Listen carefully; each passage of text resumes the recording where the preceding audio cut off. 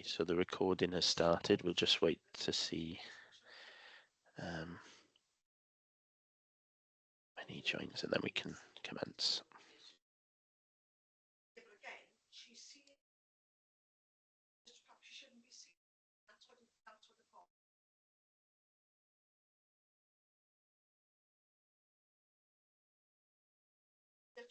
Oh, there he is. There we go. Yeah. Right. Good morning, everybody. And for everybody, Happy New Year. Last time, hopefully. So, good morning and welcome to this Teams meeting of the Swansea Bay City Region Joint Scrutiny Committee on Monday, the 13th of January, 2025. I am Councillor Tim Bowen and I will be chairing this meeting. Can you please ensure your phones are switched to silent for the duration of the meeting? If you have any questions, please raise your electronic hands or, if need be, put in the chat section so we can pick it up. For the purpose of declarations, I would like to confirm that we will be scrutinising items 4 to 12. And we've had apologies from Councillor Curtis, Councillor Holland, Councillor Cundy and John Burns. So we'll now move on to item 2, declarations of interest. Has anybody got any declarations, please? No, I can't see any. See none, Chair. No. Agenda item 3, minutes of the previous meeting, pages 3 to 18. Have anybody got any questions on the previous minutes?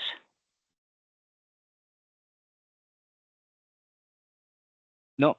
Can I ask for a proposer and a seconder, please? I'm happy to propose. Thank you, I'll Andrew. second them. I'll second. Thank you, Russ. Happy to say, Lord. Thank you very much. Sorry, Chair. I can see Councillor Sparks has his hand up. I'm not sure if he was. I think he was trying to seconded. propose. Yeah. No problem. Excellent. Thank you. Members, if you do not indicate the contrary, then I will take it that these minutes are approved. Tom? I see no indications to the contrary, Chair. Therefore, those minutes are approved as accurate. Okay, lovely. Thank you. Just for members who weren't in the pre-briefing, if you do have any questions for any items, please raise your hand and let me know. Moving on to item 4, internal audit terms of reference, pages 19 to 24. And we have a report by Charlotte Hodges. Charlotte? Thank you, Chair. Good morning. My name's Charlotte Hodges and I'm the Lead Principal Auditor for Pembrokeshire County Council. The report presented outlines the terms of reference that the Joint Committee approved at their 17th December 2024 meeting to allow the annual internal audit review of Swansea Bay City Deal for 24-25 to be undertaken. The terms of reference details the areas the internal audit review will focus on, which are separately listed within section 2 of the appendix. The broad areas that we will review include the governance, project management and monitoring, internal control, financial and risk management arrangements in place. The work programme has been prepared in accordance with the requirements of the Public Sector Internal Audit Standards and was developed in consultation with the Swansea Bay City Deal Section 151 Officer, Monitoring Officer and Portfolio Director prior to submission to the Joint Committee for their approval in December. I anticipate the field work will begin early 2025 and will be completed by the end of March 2025. We will follow our normal reporting procedures, allowing the draft report to be considered by officers before the final report is presented to the Joint Committee. I would therefore like to request that the Joint Scrutiny Committee notes the 2024-25 internal audit terms of reference. I'm happy to take any questions. Thank you, Charlotte. Would anybody have any questions for Charlotte, please? No, I can't see any. This report is for information purposes, so we note the report. Moving on to item 5. Skills and Talent Programme update, pages 25 to 32, and this is going to be taken by Sam Cutland. Morning all, if you just bear with me while I share here.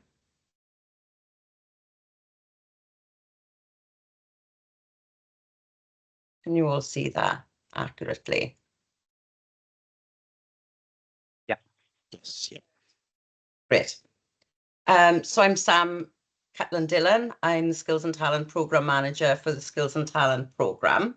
I've just got a really quick presentation for you just to update you on where we're at the moment.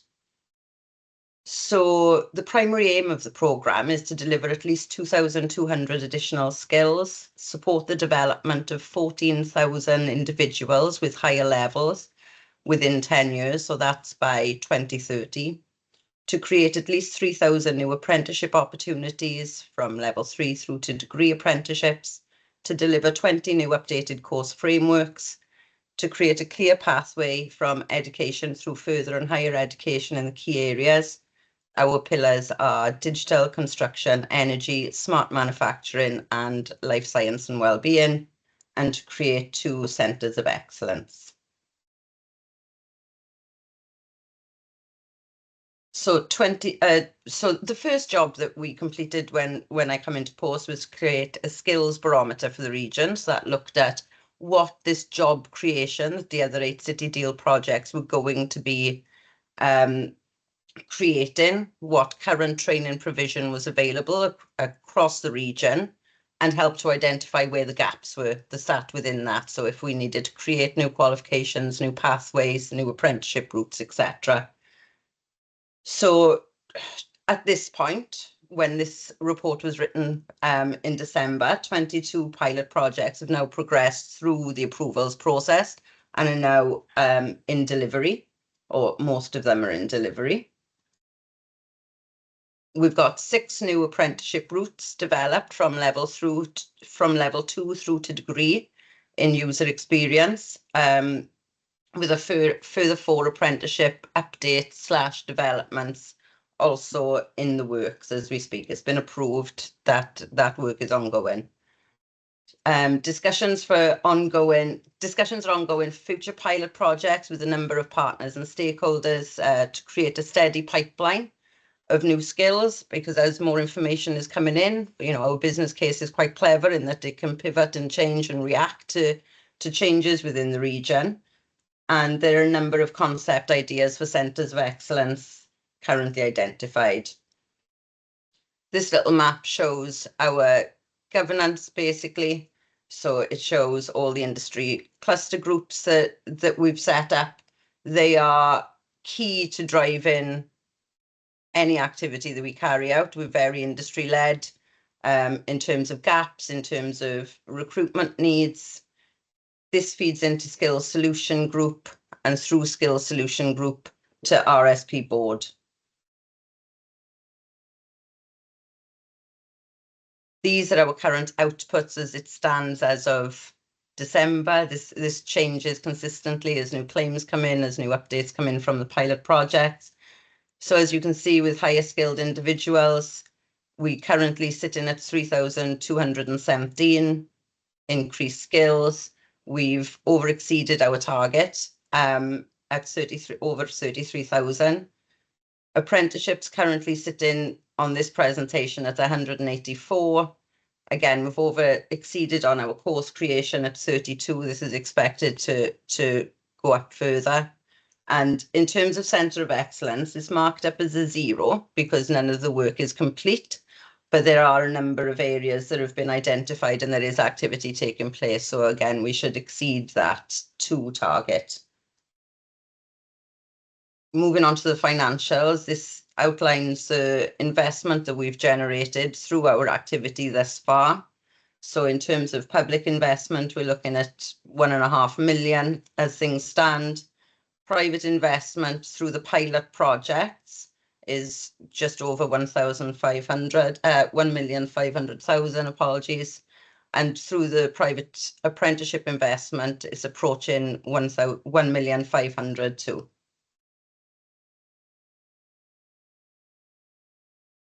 And that's where we're at. Thank you very much, Sam. Very welcome. Right, I do know we have a question on item 5 Yes. of Chris Hawley. Chris, over to you. Thank you very much, Chair.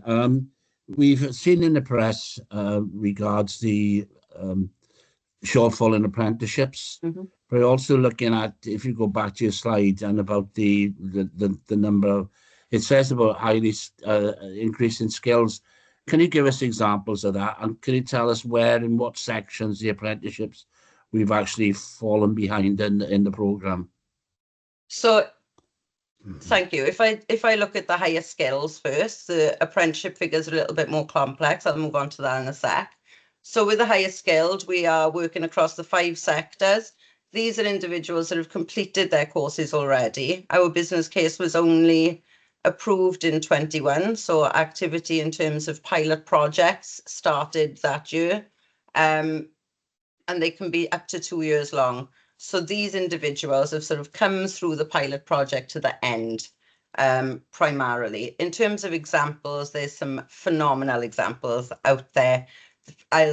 As an example, I will use Passport for Employment down in Pembrokeshire, which is based on engineering offshore wind energy. And that particular pilot project has just closed. They've met all of their targets in terms of higher skilled individuals. And there's further activity taking place there as well. And the Passport to Employment Destination Renewables project is award winning. Pembrokeshire has really led the way with this activity. It's won 3 awards from STEM Awards, Offshore Skills Awards, and there's interest. It's being rolled out in Scotland, Cornwall, there's interest in Canada, and there's also interest in Morocco.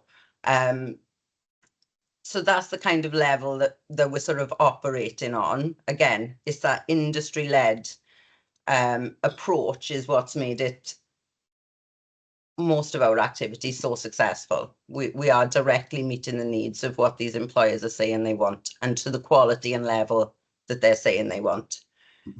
In terms of apprenticeships, that's slightly more complex in that a lot of the issues around it are sort of out of our control. So I'm aware of the press that you're relating to, and it was sort of unfortunate, some of the highlights that were taken from the last meeting. But apprenticeships across Wales have, since our inception, our business case was written in 2017, there's been considerable changes within apprenticeships, from reductions in funding. Again, I'm sure you've seen that across the press as well, with the latest being a 14% cut. These cuts in funding means there's less money in the pot to be able to deliver apprenticeships via Welsh Gov through our training providers. There's also been changes in priorities within Welsh Government, where there's been a shift towards the higher level, better quality then apprenticeships, which means obviously you get less for your money because they cost more to deliver. In terms of the city deal, the slower uptake of apprenticeships is also linked to slight delays in the other 8 city deal projects. So where there's been delays in them getting off the ground, their construction starting, etc., because the apprenticeships are through the whole scope of the projects, then until there's feet on the ground and there's construction taking place, then there can be no recruitment of apprenticeships. So that's been some of the challenges that we've met since 2021, since our business case was approved. In terms of what we're doing to combat that, is we are working with strategic partners across the region, local authorities, industry, portfolio office, the city deal project leads, the supply chain of the city deal projects as well, and Welsh Government, in order to ensure that the apprenticeship recruitment continues and increases and we meet our targets. We've also created some of our own apprenticeships, which again has been phenomenal. It usually takes 2+ years to develop a new apprenticeship pathway, and we have managed to do that in 6 months. Again, to meet a global skills gap, not just South West Wales. And we're also supporting our colleges and independent training providers to be in a position to be able to deliver these new skills as well, because there's obviously you need individuals that are able to deliver the qualifications as well as the qualifications being written. So those conversations are all ongoing, and our outputs need to be achieved by 2030.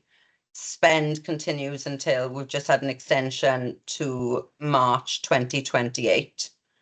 We will hit those targets. It's just worth bearing in mind that there are wider sort of issues with it apart that are out of the control of the city deal in general. Okay, thank you for the answer. Thank you. Very welcome. Thank you for that, Sam. Chris, you happy with that? Yeah. Andrew, before I fetch you in, just a quick question, Sam. Have we got enough people coming forward to apply for these apprenticeships? I would say we are over exceeding in terms of applications. The biggest issue is the funding, is the amount. So we've got individuals that want to sign on. The young people know, the young people are keen to get on board. Employers, there's employer demand as well. But there are only so many apprenticeships that can be delivered out of the pot of funding that's available. Okay, lovely, thank you. Andrew? Thank you, Chair. Yeah, just so could you give us some examples of the Centre of Excellence you mentioned there? You said you're going to get 2, you're going to exceed 2. Can you give us a couple of examples of where they are and what they do? At the moment, we've got a couple earmarked. There's lots of because we're not building a centre, there's no capital spend with skills and talent, but it's about an amalgamation of activity around a certain sector in a certain local authority area. So I will use Pembrokeshire as the first example because I've already given a little bit of detail around the activity of that. So working with Pembrokeshire Council, working with Pembrokeshire College, working with industry, Pembroke Dock Marine, and all the exciting new job roles that are going to be available down there. There's a number, I believe we've got 4, approaching 5 pilot projects around energy, engineering, STEM taking place in Pembrokeshire, which will help to create a centre of excellence around energy, offshore energy in Pembrokeshire, which obviously ties in with Pembroke Dock Marine as well. And the fact that some of those projects are already award-winning, are already, looking to be rolled out globally, I think we really are putting ourselves in a good stead there. We're also looking at manufacturing in Neath Talbot and building on the work that's taking place in the inward investment there. Also, the Celtic Seaport will impact on the skills needs of Neath Talbot, and we're keeping a close eye on that as well.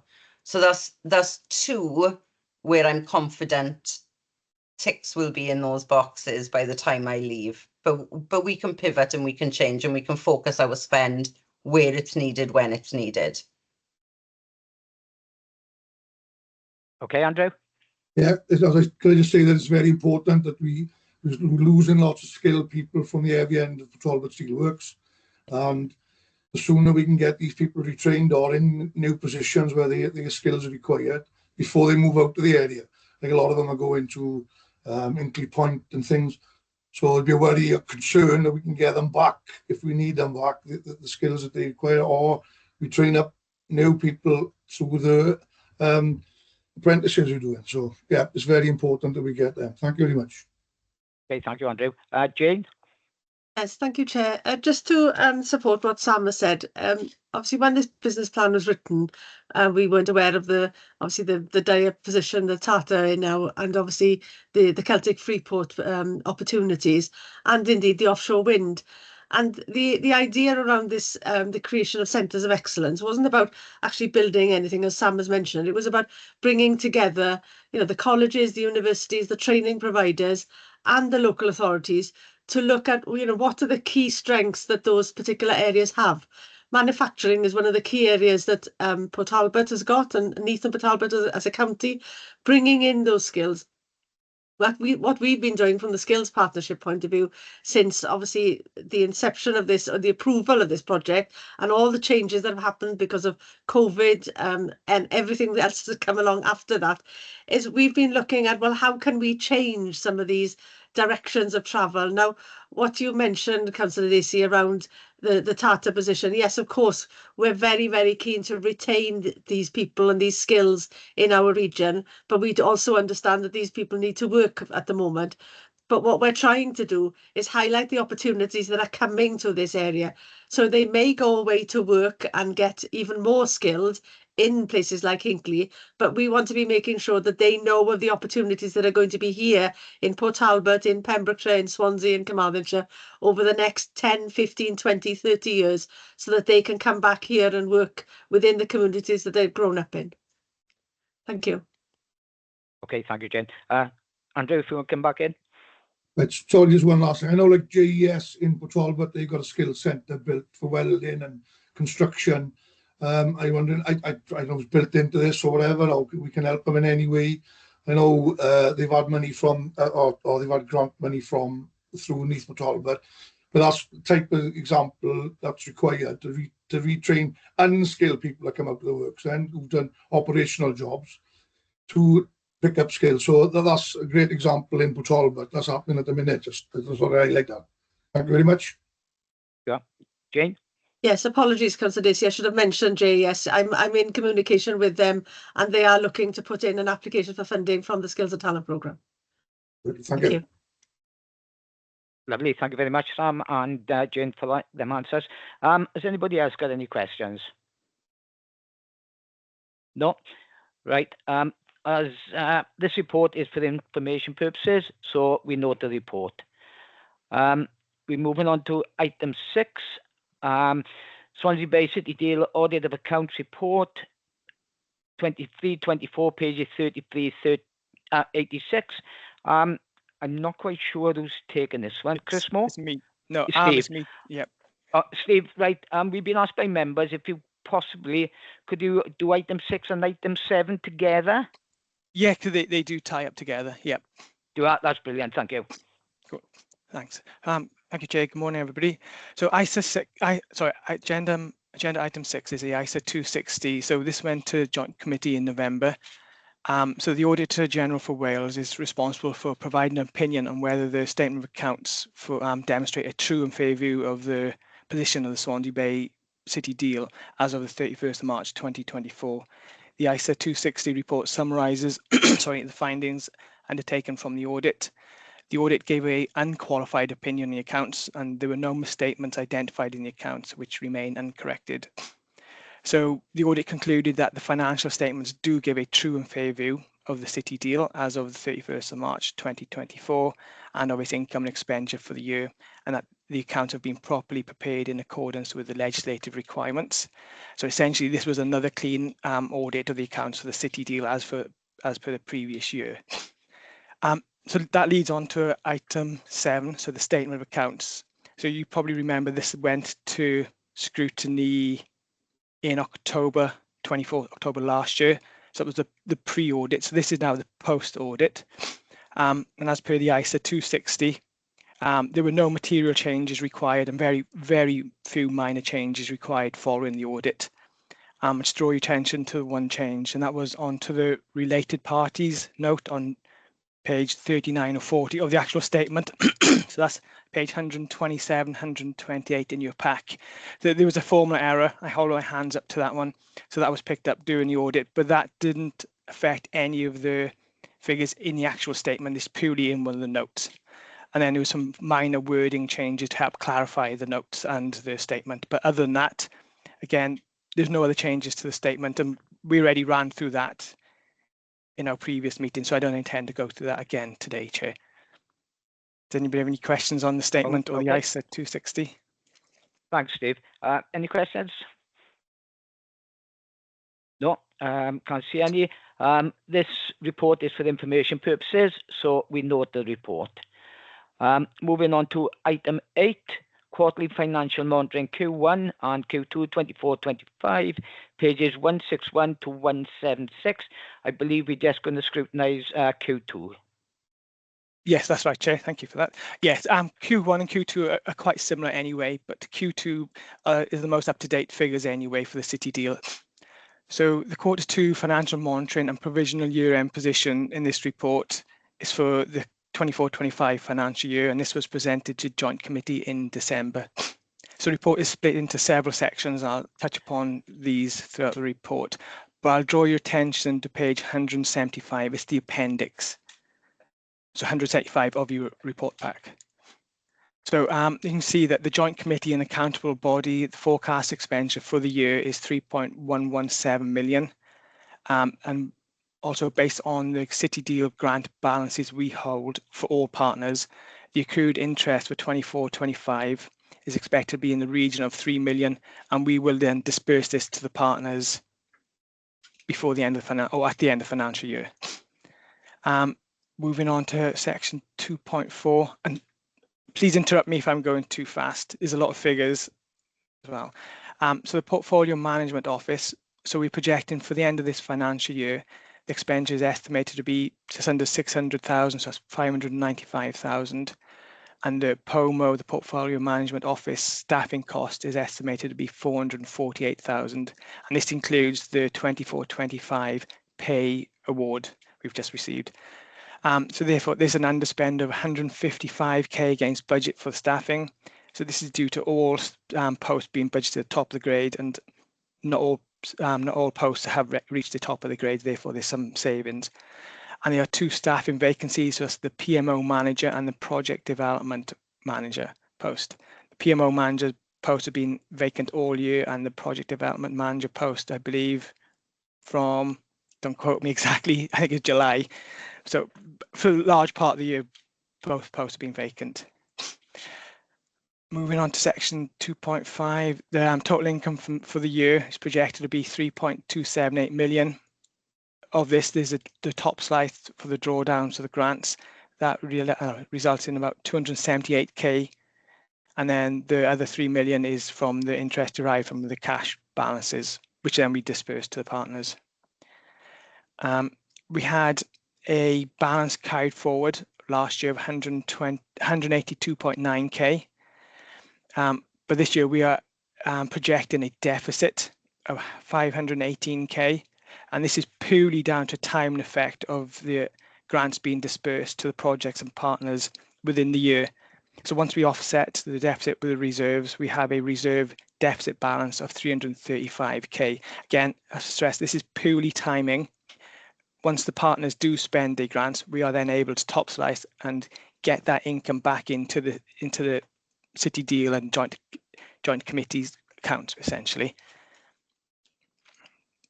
Moving on to section 3.1, the portfolio investment fund. So this is the overall spend of all the projects and partners. So we are now estimating a projection of 1.35 billion. For context, Q1 we had 1.307 billion. So this is over the lifetime of the portfolio. So we are demonstrating a 67 million overinvestment against the revised budget we set last year. However, with any long-term and capital projects, you can appreciate that this can fluctuate over the life of the City Deal. So of this 67 million increase, and this is a good thing. It's not an overspend. It's not any pressure, but this is an additional benefit for the City Deal, I should say. So the digital infrastructure project is demonstrating a 31.3 overinvestment, and this is mainly due to additional private sector funding they've generated. Again, Pembroke Dock Marine, there's a 4 million additional private sector investment funding from the Neath project. Pentra Owl, again, this is demonstrated an overinvestment of 41 million. This is again due to private sector investments for zones 2 to 4. And in Swansea Arena, they actually demonstrated an underinvestment of 4 million. This is due to the Innovation Precinct, which they are currently undertaking a business case revision. And the Innovation Matrix is currently demonstrating an overinvestment of just over £500,000. Now move on to section 3.2. It's the annual investment forecast. So this is what we were forecasting for the current year, not for the entire 15 years, but for this current financial year. So we are now demonstrating a investment in the year. So this is City Deal, private sector and public sector of just over 100 million, so 100.4 million. So this, when we're comparing it to our budget, which we set last year, this is an under investment of 156.7 million. So the details of the underspend or slippage are in the body of the report, but I'll highlight three of the projects with the greatest slippage rather. But I want to stress again that this is slippage in 24-25 only, and this slippage is forecast to be spent and used in future years of the City deal. So projects are forecasting to spend all a City deal grant. It's just this year there is some slippage, and again, this is down to timing issues and issues outside the control of the projects.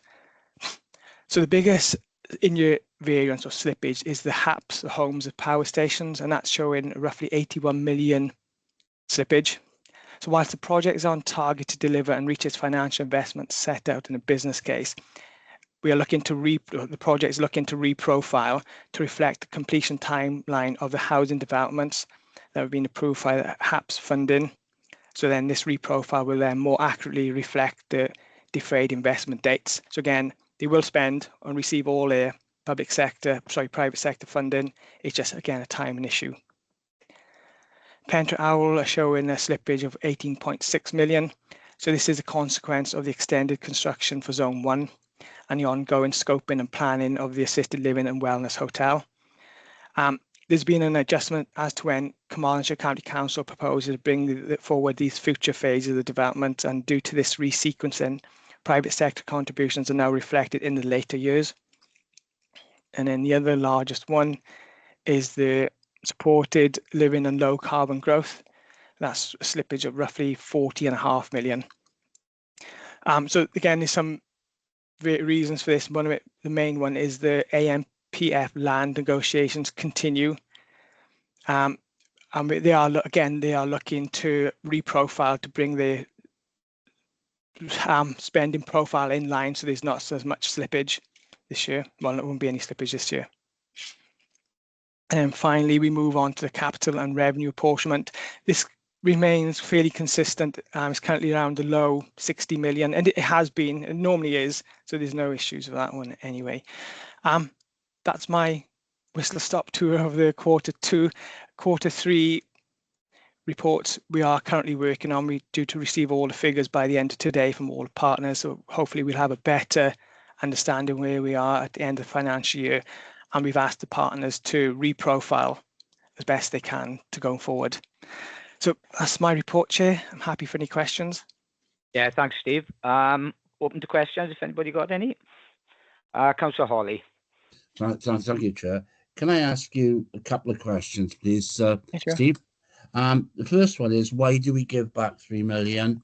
Why don't we hold it separate, centrally for projects as we go along? That's the first one. Houses for power stations, what you were saying, looks as if there'd be a lot of slippage in that. Are we assured that the house builders are going to go ahead with that? And what sort of is there a possibility there could be some further issues there? You said about the arena as well. Did you say there was underspend or overspend? A slight underspend, and that was in the my mouse is playing up. Innovation precinct. Sorry, my mouse is not scrolling back to my notes. That's not going ahead at the moment, is that? Okay. I'm not too sure fully at the moment. Once the quarter three figures come back in, I'll have a greater understanding again. The final question was about the other piece of slippage you said around the the other project. I'll get it in a minute now. Silig.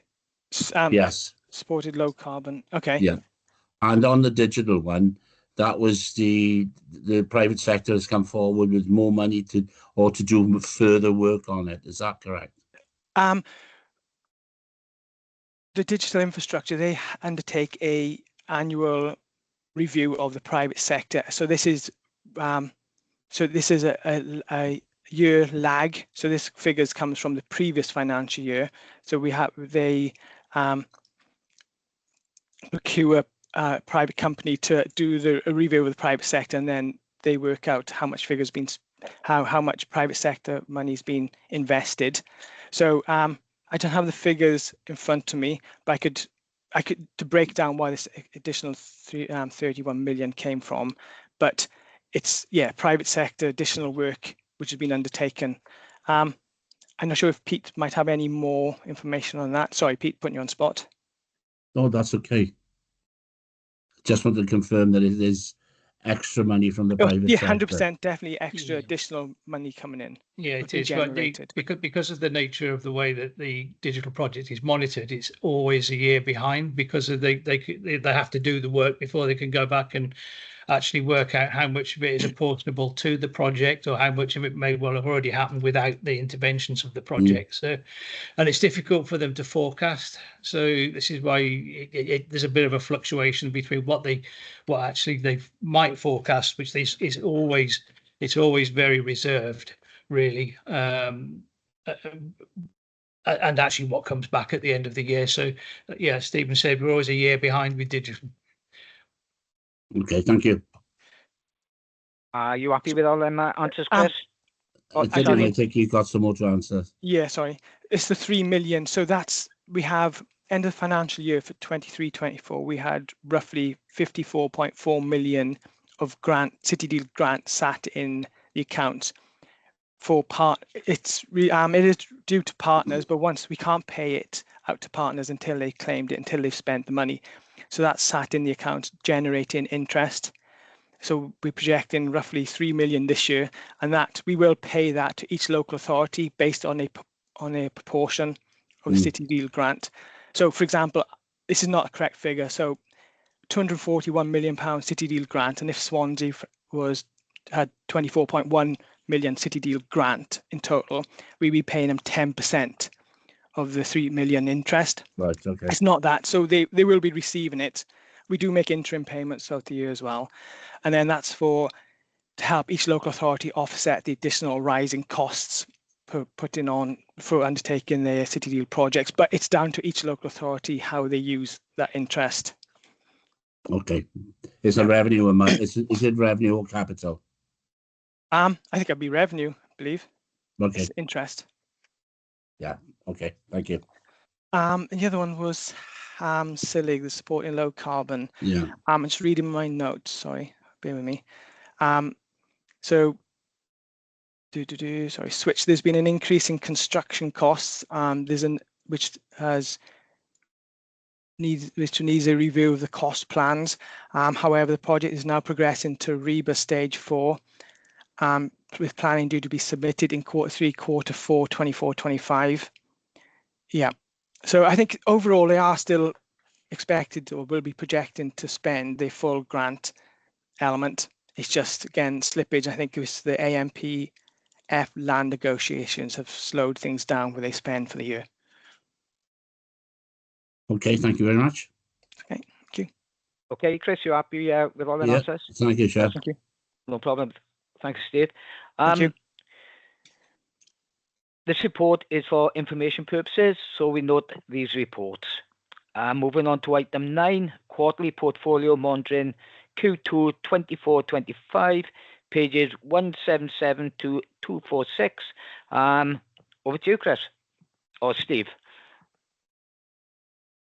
This is me taking this one forward. Oh, you're taking that one, Pete? Yeah. That's the Okay, yeah, Pete. yeah. If Thanks. you don't mind. Yeah. So for update, the quarterly reporting for the period covered covers the main progress made by each of the individual projects that you see in front of you. I suppose one of the most important things overall that the committee should be aware of is when it comes to risk and issues, as we have been reporting now for a number of years the concerns about slippage in two ways. One is the physical slippage, in other words, the actual physical delivery of the projects.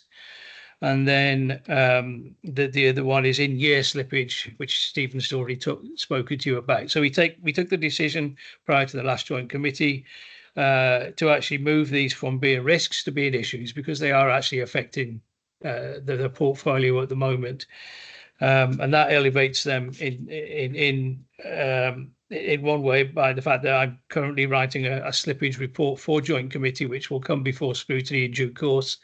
Which is looking at causes and effects and mitigations and other elements like how we can expedite projects wherever possible. But that said, there has been quite a lot of progress during the previous year. So we note that the Bay Technology Centre is currently sitting at over 50% occupancy. We note that the switch, as has been already said, is progressing through to REBA 4, and is also awaiting a decision by the transition board for extra funding through Tata. Venture Owl is almost complete now in Llanelli, due to open sometime this quarter. I haven't got an exact date yet, but it's just a case of sorting out the internals now. And it'll be the leisure facility that will open. So it's the dry and wet leisure facilities will open prior to the health element of it, and that's due basically down to the amount of time it's going to take the health boards to do their fit out at the rear of the leisure facilities. So that'll come later in the year. The digital infrastructure making excellent progress across all of its three delivery arms. Swansea waterfront, we're going to see the Kingsway building opening soon. It's already making a significant impact on the nightscape of Swansea when it's all lit up. So that they've had a pre-opening event, and that's due to go live, I think, probably in Q2 this year.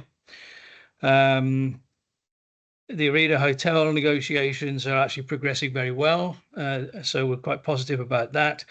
Innovation Matrix with Trinity St David opened during the summer. It's over 50% occupied, and they're marketing the existing space. And as we've already noted, the Innovation Precinct is subject to a review with the partners due to a number of reasons, really. Oregon stage 1 is obviously fully occupied and is progressing well. Oregon stage 2 is currently being reassessed by the delivery partners, effectively down to a change in what the creative sector might require after the pandemic and things like that. Holmes's Power Stations is progressing well. It is experiencing some slippage, which it's down to the delivery through the delivery partners again, which are primarily either private or public sector housing associations. But it is making good progress. It's got 2 demo houses up and running at the moment, which are there to show how effective the Holmes's Power Stations technology can be. In Pembrokeshire, the Pembroke Dock Marine project, all the physical infrastructure works are complete now down there. So the major construction seen within the port, and the hangar annexes. Sorry, I put my teeth back in. Are tenanted as well. Campuses project is making good progress with its Sketty Lane development. They've appointed a contractor, design and build. So that's going to start. It is starting already with the design element. They've had a very successful Vodafone bid working with the digital project as well as part of that development. So I covered the slippage, covered the financial side with Stephen. I think that's just a summary overview of where we are. If there's any questions. Yeah, thank you, Peter. I have a question from Chris Hawley first, and then I'll take you in, Giles, okay? Chris? So you're on mute, Gaz. Sorry, I was on mute, and I do apologise. On the portfolio objectives, really, one of the things I'm concerned about is, the investment the way in which our investment is going, especially when you start looking at some of the additional the issues that come out of it. One of the things that looking at was the definitions of investment, and is that definition clear, and the draft jobs one as well? It seems to me as if we're saying the jobs will be created in X number of years and what have you, but we are front loading nearly all these projects, and we don't seem to be able to fulfill those posts in a certain time scale. It does seem to me as if it's going to be some, I know we've been told, oh, it'll be 15 years before they're all filled and that type of thing, but surely where are we going to get these people from if they're not, or are we hoping that the universities will produce them? I think it's important to sort of look at the description as it's actually jobs created. It's not necessarily persons. It's about the number of jobs that are created across the breadth of the portfolio, and that can be directly or indirectly created. So the 9,000 was never really anticipated to be directly created by the delivery of the projects per se. It's about the outcomes, what happens once the operation of the projects happens. So, I mean, for instance, in Swansea, you could look at the arena, and the arena will have employed, I can't remember how many it's actually got on the books at the moment, but they're all new jobs because the arena wasn't there before. So that's a significant amount of jobs that have been created. But then you've got the expansion of other smaller businesses that are benefiting from that. In and around the sort of Copper Bay area. So those would be the indirect jobs that are created as a result of the arena being open. The same thing has happened in Carmarthenshire with S4C going into Eregin. So I mean, there was a bit of displacement because they brought some staff from Cardiff, but only about half of the staff came across out of I think 60 odd, 70 odd people that are working there. So the remainder of those were local people that were employed. So jobs created by S4C going there, and then other jobs being created by the smaller supply chain industry people that came into Eregin on the back of that as well, the creative side. So I think we are confident that 9,000 jobs will be created. If you start looking at people, that's a slightly different assessment, really. So by the Kingsway opening and by the tenants going in there, some will bring people with them, and other people will be employed. So jobs are being created in that way as well. A bit of a waffly answer, but I hope it gives you some confidence that we are fairly confident that 9,000 jobs will be created. I'm awfully glad you are confident of that, because the arena has actually got 26 people full-time employment in there, and it cost over £40 million to build. So, effectively, the amount of money, the amount of people that we get for our investment is in that particular case is quite low. The additional jobs that come with that are in the coffee shops and things of that nature. That is understandable. But then you go to 71, 72, the Kingsway, and I'm sorry I'm talking about this because these are the only ones I know, Chair. I do apologise. No, that's fine. That's fine. If I knew about the ones in Port Talbot or in Carmarthen, I would talk about them.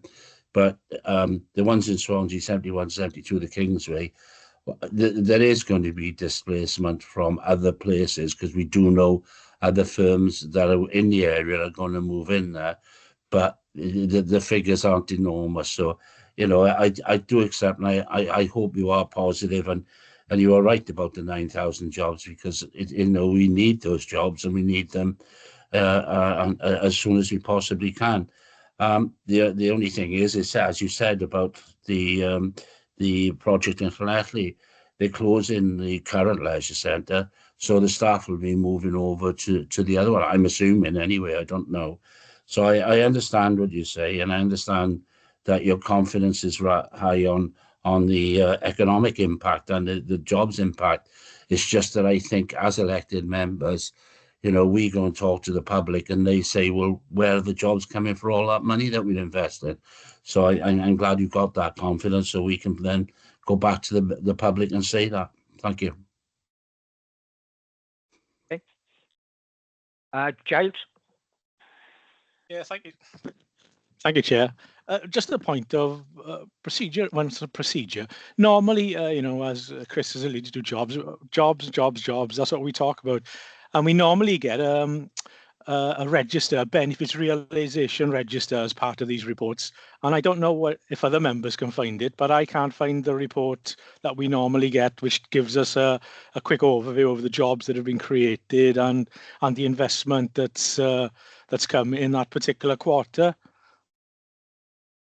It talks about it in page 177. It says benefits realization and increase in jobs and what have you. But normally, Chair, we get like a ready reckoner, 1 page, which is something that's quite handy, I find, for us as members. But I don't know whether it's just my pack, but I can't see it here today.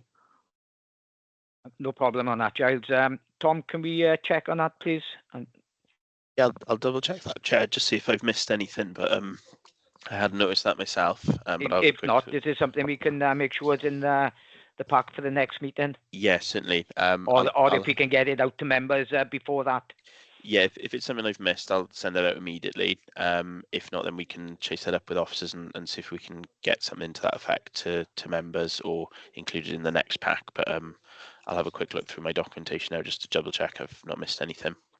Okay, no problem. Okay, with that, Giles? Yeah, thank you, Tim. Anybody got any more questions for Peter on this one? No, I can't see any. This report is for monitoring, so we note the report. Moving on to item 10, this report is for monitoring as well, and its portfolio, objectives, definitions, pages 247 to 260. Peter? Yeah, I think Councillor Holly's already referenced this really.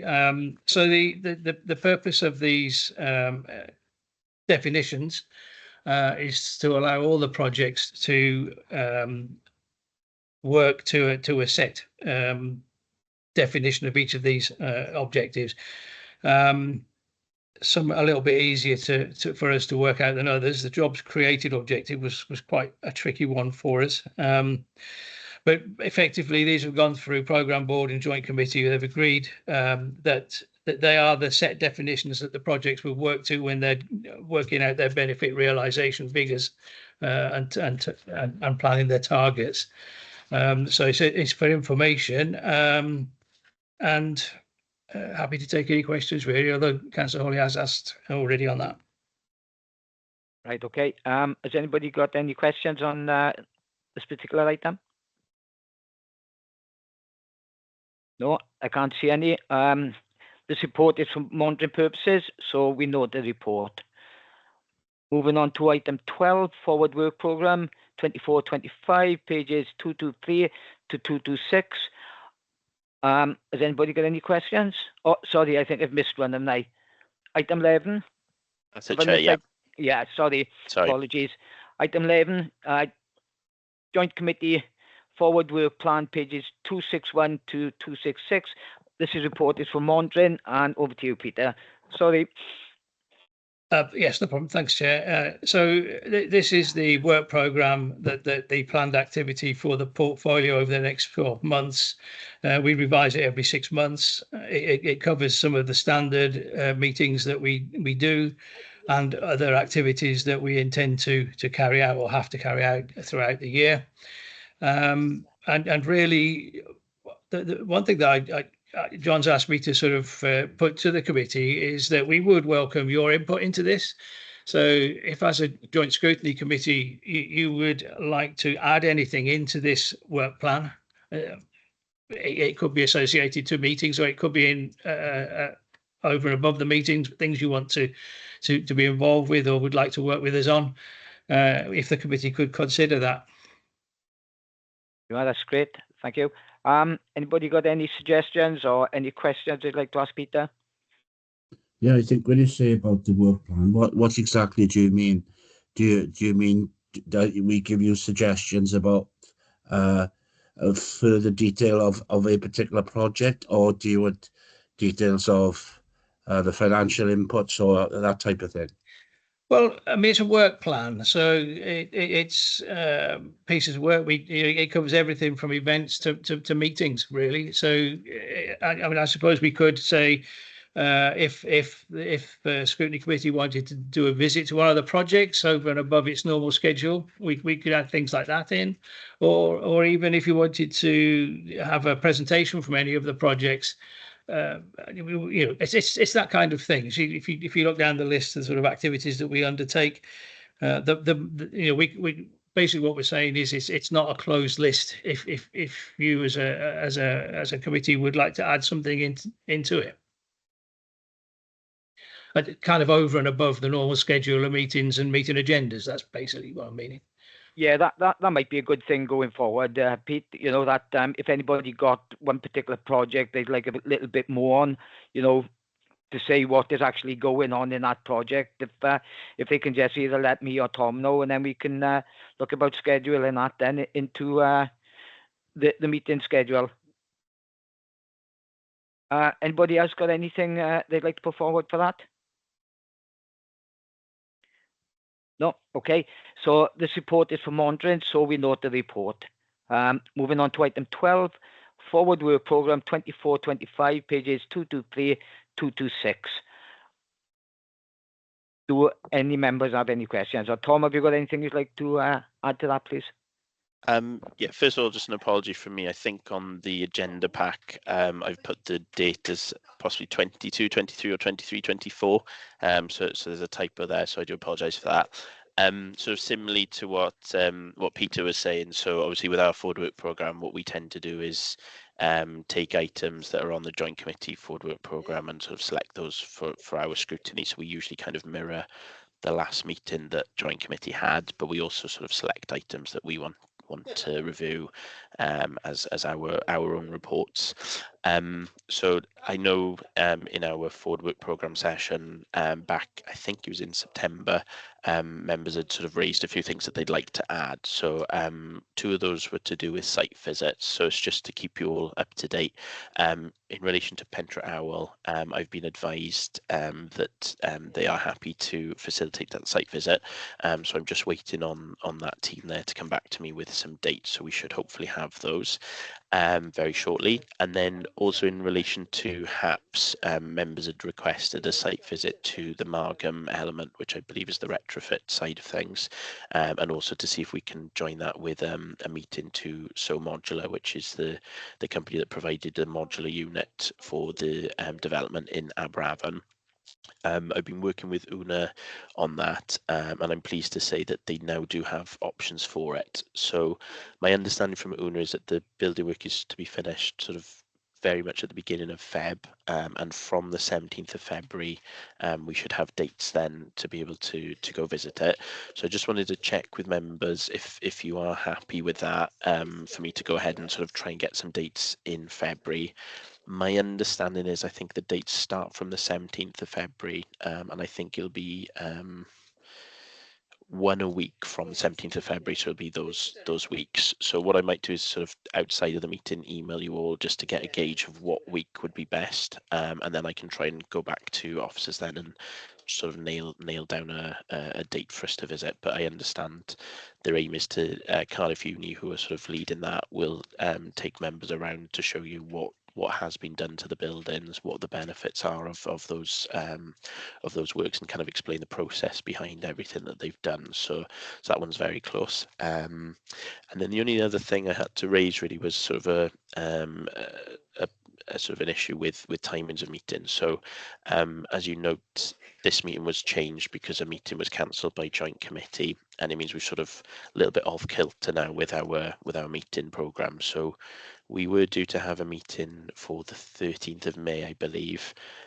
This now clashes, unfortunately, with the programme board meeting, which means we're not going to be able to get our final meeting of the year in for this civic year, because basically their last meeting will be, I think, the 24th of May, and we just won't have enough time to fit ours in. So what we'll have to do is probably front load the beginning of the new civic year to look at that agenda then. So unfortunately, until I have the new calendar. I'm not able to kind of give you dates for that yet, but I'll be in touch with you again when we have the new calendar to say when that'll be, and I'll make sure that we time it so we can get all that scrutiny done as quickly as we can at the beginning of the new civic year.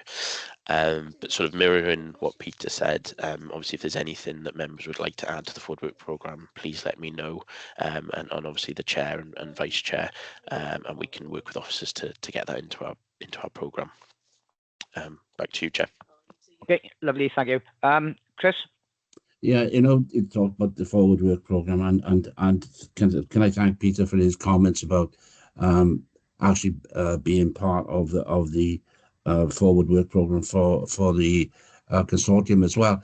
Would it be possible for a site visit on 71, 72, the Kingsway? Because I know you said about it looks good in the day, in the night. It looks pretty good in the daylight as well, but it would be, I think, beneficial if members had an opportunity to have a look around it, because it is part of the City Deal project, and I think it would be worth them having a look at that. Yeah, that's great. Tom, if you can try and work that in as well, if you can. Yep, certainly, Chair. I'll speak with officers about trying to arrange a site visit for that as well, so that's no problem at all. Has any other members got anything they'd like to raise or any concerns? No? Okay, on item 12, we note the forward work programme. Moving on to item 12, urgent items.